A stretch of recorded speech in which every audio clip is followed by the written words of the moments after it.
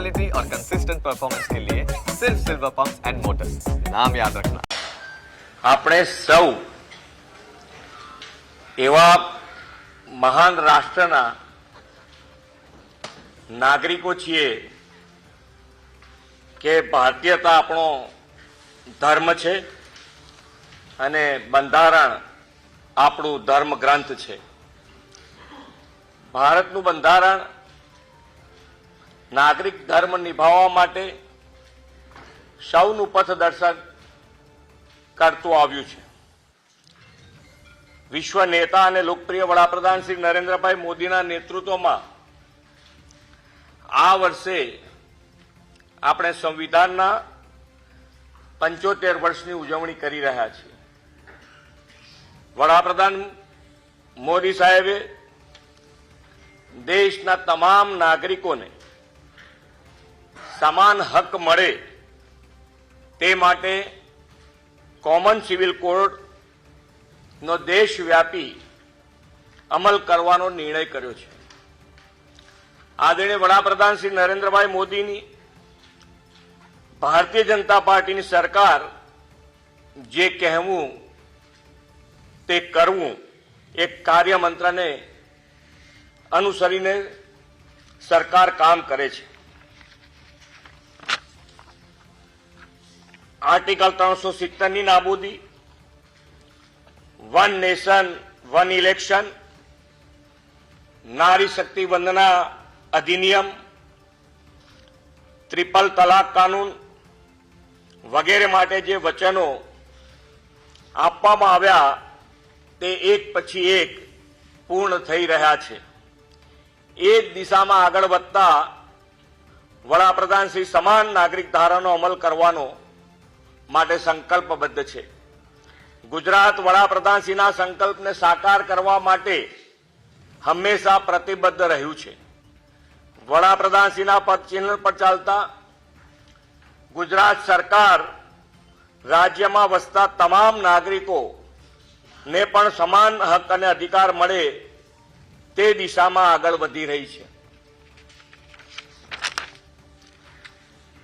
આ માટે ગુજરાતમાં કોમન સિવિલ કોડની આવશ્યકતા ચકાસવા અને કાયદા માટેનો મુસદ્દો તૈયાર કરવા સુપ્રીમ કોર્ટના નિવૃત્ત ન્યાયાધીશ શ્રીમતી રંजना દેસાઈની અધ્યક્ષતામાં એક કમિટીની રચના કરવાનો મહત્વપૂર્ણ નિર્ણય કર્યો છે। 5 સભ્યોની આ સમિતિમાં अन्य सभ्य तरीके निवृत्त वरिष्ठ आईएएस अधिकारी Shri CL Meena, advocate Shri RC Kodekar, भूतपूर्व वाइस चांसेलर श्री दक्षेश ठाकर और सामाजिक कार्यकर सुश्री गीताबेन श्रॉफनो समावेश करवामां आव्यो छे। आ कमिटी तमाम पासाओनो सुग्रथित अभ्यास करीने पोतानो रिपोर्ट 45 દિવસમાં રાજ્ય સરકારને આપશે અને રિપોર્ટના આધારે રાજ્ય સરકાર યોગ્ય નિર્ણય કરશે।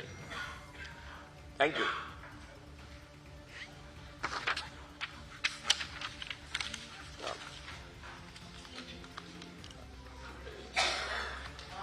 हिंदी को क्या हुआ तो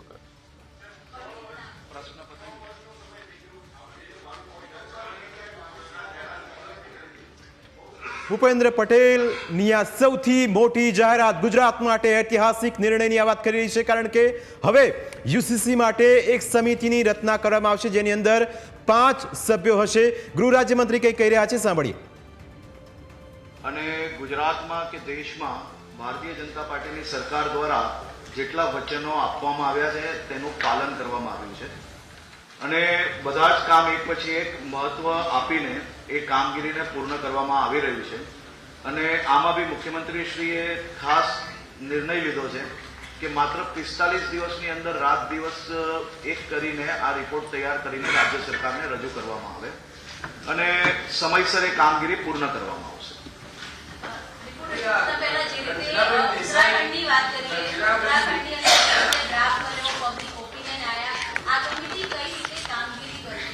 દરેક રિપોર્ટ એક જ નિયમના આધારે બનતા હોય છે અને રિપોર્ટ બનાવતી વખતે આ બધા જ વિષયોનું ધ્યાન રાખવામાં આવશે.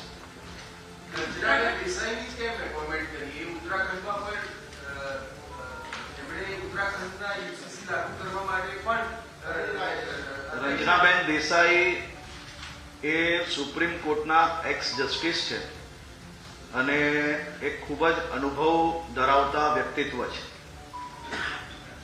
નહીં, એમને કેમ ચૂઝિંગ કર્યું?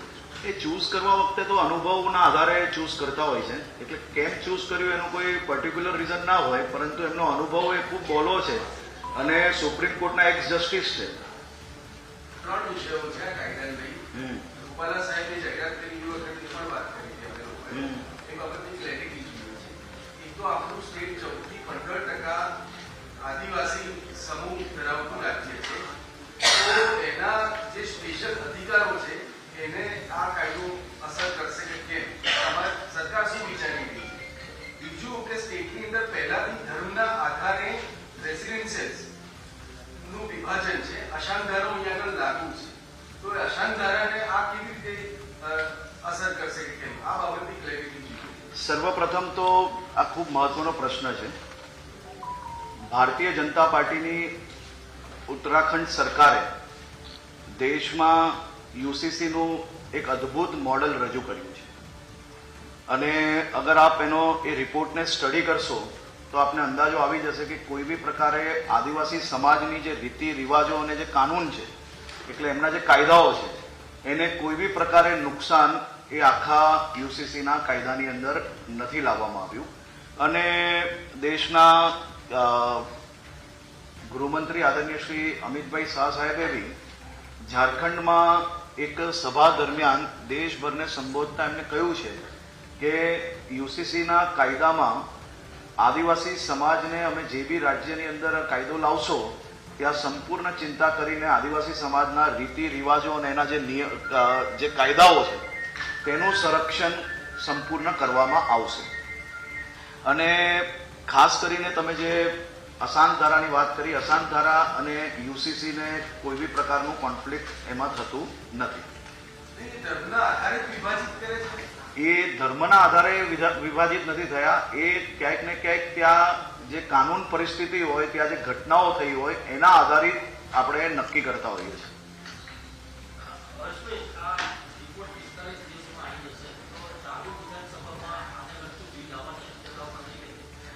રિપોર્ટ 45 દિવસમાં આવશે, એના પછી સરકાર એનો રિવ્યુ કરશે.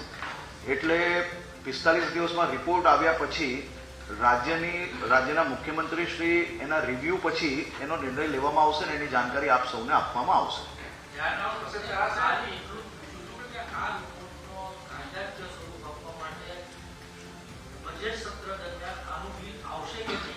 મેં આપને એ જ કહ્યું કે 45 દિવસમાં સરકારને જ્યારે રિપોર્ટ રજૂ કરવામાં આવશે તે પછી સરકાર દ્વારા એનો આખો રિપોર્ટને રિવ્યુ કર્યા પછી જે અનુકૂળ સમય હશે તે વખતે મુખ્યમંત્રી શ્રી નિર્ણય લઈને એને વિધાનસભામાં લાવશે.